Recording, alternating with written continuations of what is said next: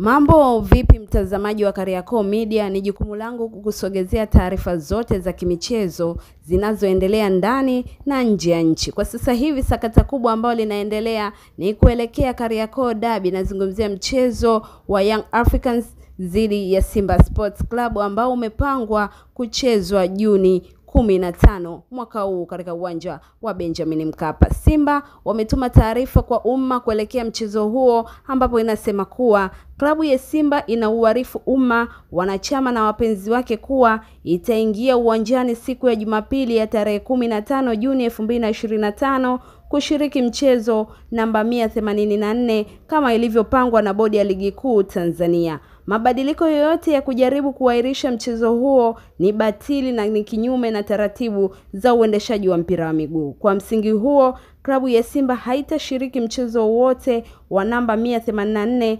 isipokuwa ule uliopangwa kuchezwa siku ya Jumapili ya tarehe 15 Juni 2025. Tunaomba wanachama na wapenzi wa klabu yetu kujitokeza kwa wingi kuijaza Benjamin Mkapa siku hiyo muhimu ili kuiunga mkono timu yetu.